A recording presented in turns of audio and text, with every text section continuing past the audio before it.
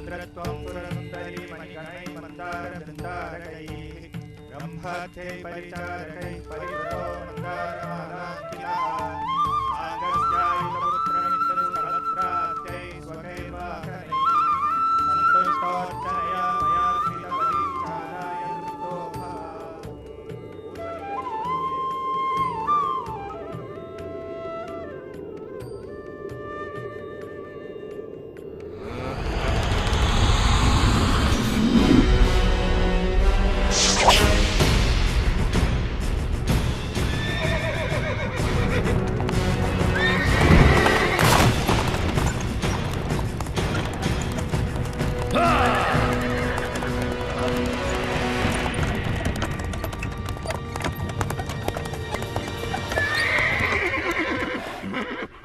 पृथ्वी पर मनुष्य आपको प्रसन्न करने के लिए यज्ञ कर रहे हैं देवराज इंद्र।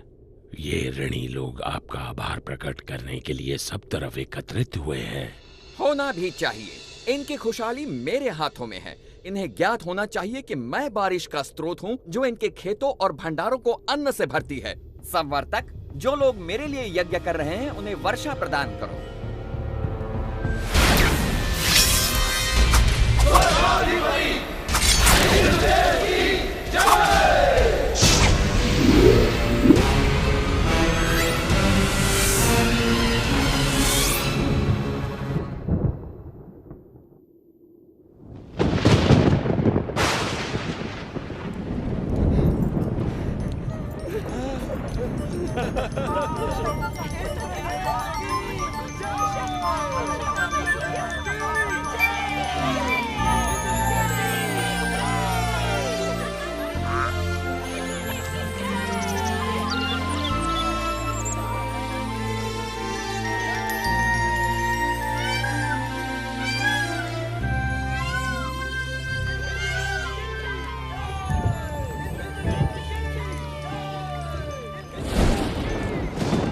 पृथ्वी से आ रहे इस कोलाहल को सुनिए देवराज इंद्र। आप सचमुच सबसे शक्तिशाली हैं। स्वर्ग का देवता हूँ, इंद्र जो हूँ मैं। इंद्र, तुम अपनी मर्यादा भूल रहे हो।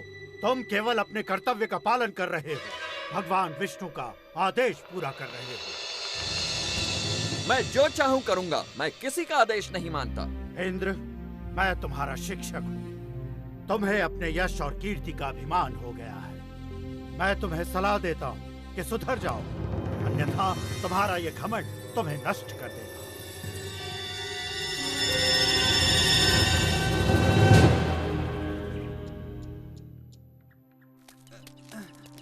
संभाल के ले चलना।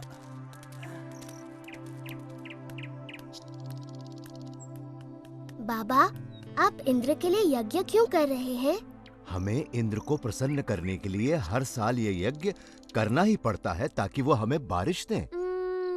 वैसे ही जैसे हर वर्ष हमें महाराज कंस को कर चुकाना पड़ता है। अरे नहीं बच्चों, इंद्र देव बुरे नहीं हैं। वो तो बारिश के देवता हैं। पानी जीवन के लिए अति आवश्यक होता है, इसीलिए हम हर साल यज्ञ के द्वारा इंद्र देव की पूजा करते हैं। परंतु बाबा, वो तो उनका कर्तव्य है। वो तो भगवान विष्णु के आदेश का पालन कर रहे हैं। देखो कृष्णा, ये बहुत पुरानी प्रथा है और हमें इसे तोड़ना नहीं चाहिए। बाबा, फिर हम धरती की पूजा क्यों नहीं करते जो हमें सब कुछ देती है, और सूर्य की जिससे जीवन मिलता है, और यमुना की क्यों नहीं? कृष्णा, तुम सही कहते हो, लेकिन ये संभव नहीं है।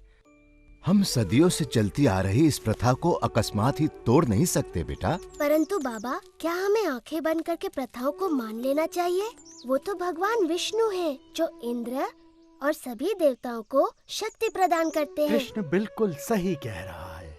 सभी देवता भगवान विष्णु के आदेशानुसार काम करते हैं। और वैसे भी वेदों में इंद्र के लिए अलग से यज्ञ का विधान नहीं है। हम ग्वाले हैं, हमारी संपत्ति हमारी गायें हैं, और वो भोजन के लिए निर्भर करती हैं इस गोवर्धन पर्वत पर। हम भी सभी चीजों के लिए गोवर्धन पर निर्भर करते हैं, इसलिए हमें गोवर्धन की पूजा करनी चाहिए, ना कि इंद्र की।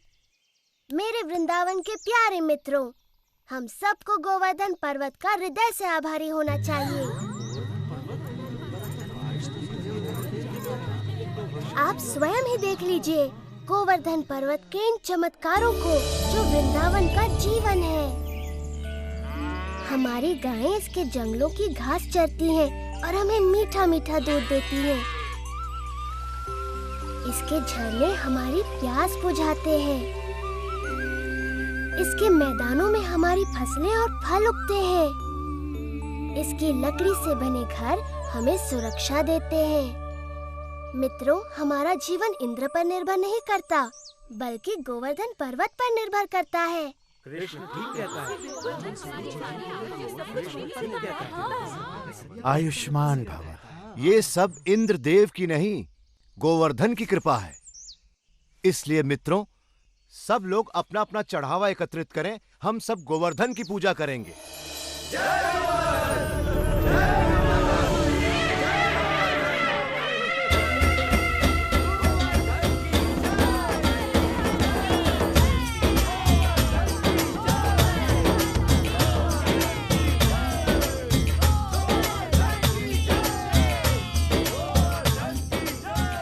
मैं गोवर्धन हूँ। मैं तुम्हारी प्रार्थना से बहुत प्रसन्न हूँ। अगर तुम सभी अपने पशुओं के साथ मेरी परिक्रमा करोगे तो मैं बहुत प्रसन्न होऊंगा।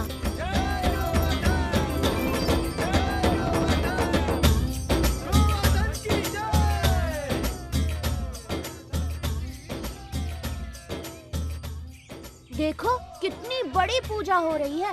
गोवर्धन पर्वत तो बहुत प्रसन्न हो रहे होंगे मधु। हाँ, गोवर्धन की पूजा करना अच्छी बात है बलराम, परंतु मैं इंद्रदेव को भी कुछ अर्पण अवश्य करूँगा, कहीं बुरा न मान जाए। एक इंद्र के लिए और एक मेरे लिए। 2 इंद्र के लिए, 2 मेरे लिए।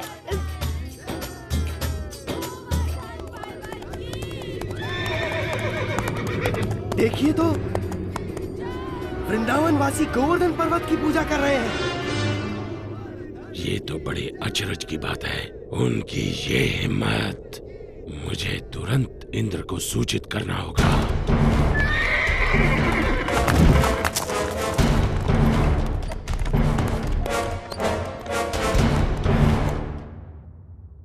आओ आओ संवर्तक, मेरे साथ मेरे भक्तों द्वारा चढ़ाए गए चढ़ावे का आनंद लो। क्षमा चाहता हूँ देवराजेंद्र, परंतु ये समाचार आपको विचलित कर सकता है। अब ये मत कहना कि तुमने गलती से एक और गांव को बाढ़ से भर दिया। ये बात मन से निकाल दो। मुझे डर है कि आप इस समाचार से बहुत क्रोधित हो जाएंगे। देवराज, वृंदावन गांव के वासियों ने आपकी बजाय गोवर्धन पर्वत की पूजा शुरू कर दी है। क्या? गोवर्धन पर्वत की? उन्होंने मेरी पूजा ना करके मिट्टी के ढेर की पूजा की। वो ऐसा कैसे कर सकते हैं संवर्तक, वो भी मुझसे बारिश का उपहार पाने के बाद? ऐसा सुना है कि वो एक नादान लड़के के बहकावे में आ गए हैं। उपहास मत करो संवर्तक। क्षमा चाहता हूँ देवराज, लेकिन यही सच है। नंद के पुत्र कृष्ण ने अपनी चमत्कारी शक्तियों का प्रयोग करके वृंदावन के वासियों को बहका लिया है। अच्छा, उन्होंने मेरा आदेश मानने के बजाय एक नादान की बातों को माना। इन लोगों का दिमाग खराब हो गया है। देखना अब इन पर मेरा कहर बरसेगा। सुनो संवर्तक। जी देवराज। जाओ और वृंदावन को डुबो दो, गोवर्धन के त्योहार को बर्बाद कर दो और वृंदावन के वासियों को इस दुस्साहस की सजा दो।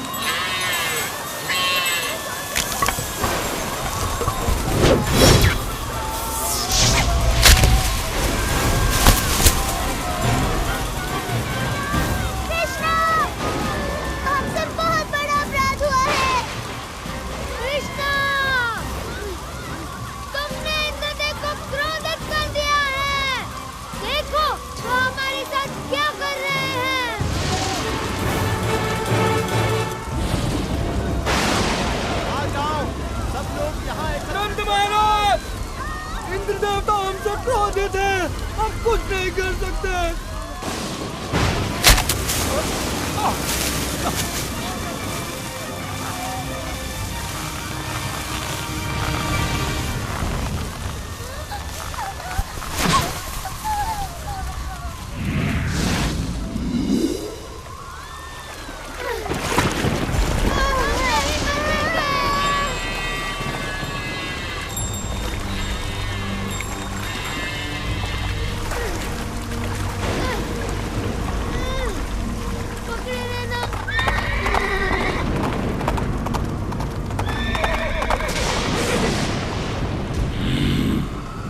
वृंदावन के लोग अब जल्द ही उस लड़के की बात सुनने पर पछताएंगे।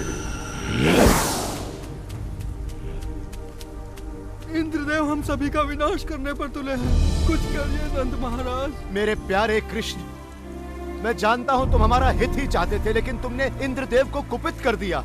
हमें इसी समय उनसे क्षमा मांगनी चाहिए। परंतु बाबा इंद्र। रुको बलराम, बाबा ठीक कहते हैं। ये सब मेरी सलाह के कारण कष्ट भोग रहे हैं। अभी भी देर नहीं हुई, हम इंद्र से क्षमा याचना कर सकते हैं। रुको, कृष्ण कभी भी हम पे या हमारे वृंदावन पे आंच नहीं आने देगा, कभी नहीं। आपने सच कहा माँ। आप सब के लिए मेरा प्रेम इंद्र की इस दुष्टता से बहुत बड़ा है। वृंदावन की रक्षा मैं अवश्य करूँगा। कृष्णा, मेरे बच्चे।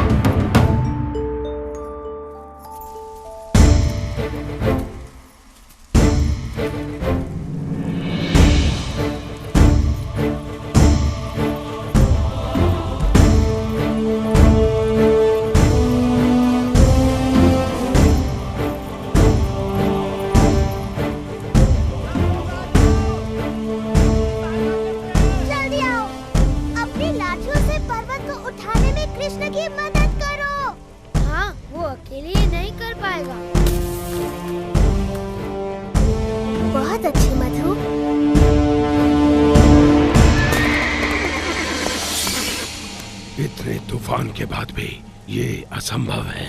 यदि हम इंद्र के आदेश अनुसार इस छोटे से गांव को तबाह नहीं कर पाए तो वो हम पर कोई दया नहीं करेंगे। आगे बढ़ो मेरे योद्धाओं, ये तूफान तब तक थमना नहीं चाहिए जब तक वृंदावन पूरी तरह पानी में डूब न जाए।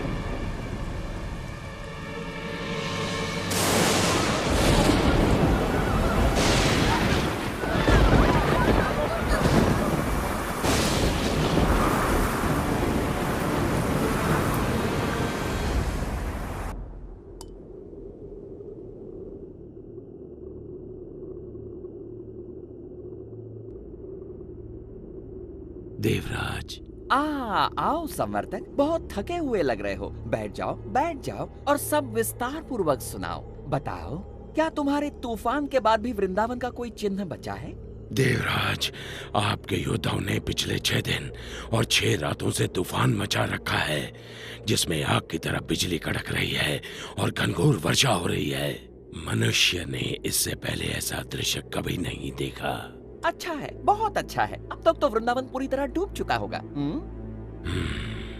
काश मैं ऐसा कह पाता देवराज इंद्र, लेकिन सच ये है कि हमारे तूफान भी कृष्ण के सामने नहीं टिक पाए। मेरे तूफानी योद्धा एक बच्चे से परास्त हो गए। उसने गोवर्धन पर्वत को अपने सिर पर उठा रखा है और वो वृंदावन वासियों और उनके पशुओं की रक्षा कर रहा है। हम परास्त हो गए। लगता है तुम्हारी आंखों को धोखा हुआ है संवर्तक। 6 दिनों से कड़क रही बिजली ने तुम्हें अंधा कर दिया है। मेरे वाहन ऐरावत को बुलाया जाए। मैं स्वयं वृंदावन जाकर इस चमत्कार को देखना चाहूंगा।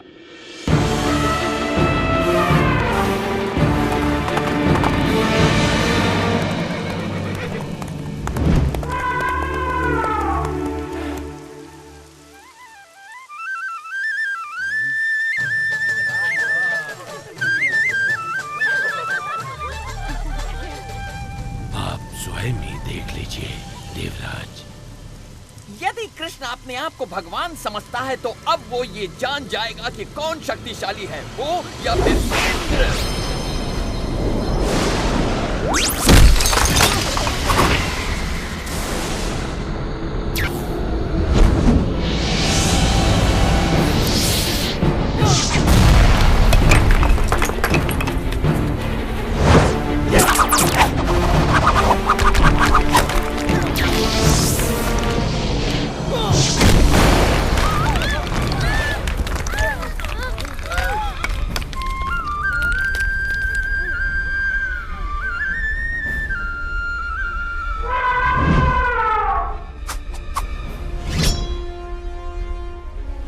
इंद्र के क्रोध से बच नहीं सकते। कृष्ण की बात मानने का दंड भुगतना होगा।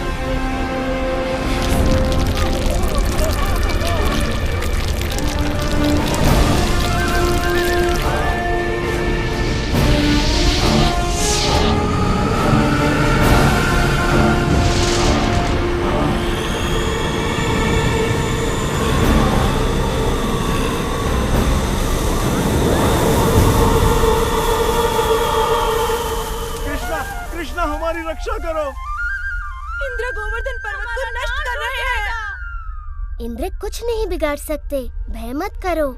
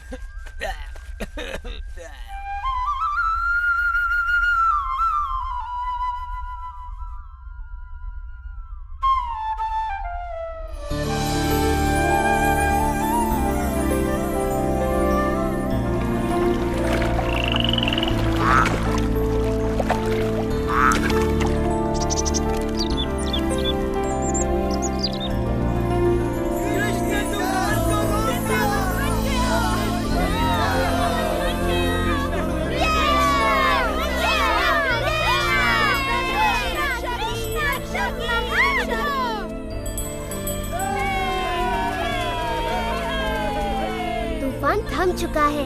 आप गाँव वासियों के साथ खुशी मनाने क्यों नहीं जाते? पर कृष्ण, क्या तुम अकेले इस पर्वत को उठाए रख सकते हो? नादान मत बनो कृष्ण, तुम एक छोटे बालक हो। पहले तुम बाहर निकलो। आप बहुत दयालु हैं।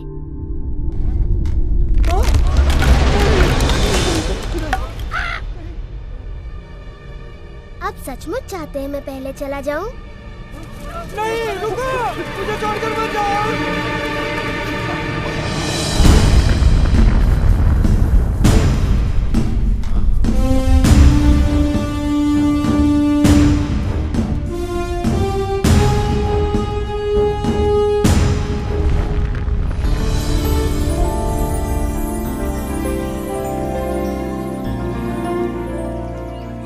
आभारी हैं। तुमने हमें बचा लिया कृष्ण, हम सुरक्षित हैं। आभार मेरा नहीं, गोवर्धन पर्वत का मानिए।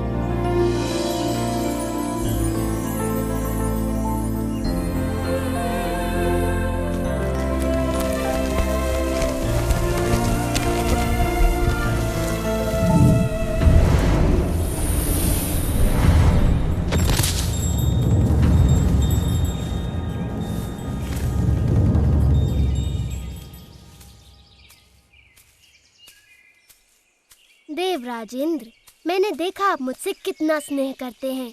अन्यथा मेरे प्रतिकार के बाद भी आप मुझसे मिलने यहाँ क्यों आते? कृष्ण, प्रतिकार तो मैंने किया है आपका।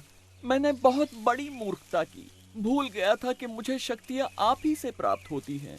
मैं सदैव आपका सेवक रहूंगा। मैं आपसे क्षमा मांगता हूँ। देवराज, आपको अपनी शक्ति का बहुत अभिमान हो गया था और ऐसा मैंने इसलिए किया ताकि आपका अभिमान तोड़ सकूं। जाइए, मैं आपको क्षमा करता हूँ।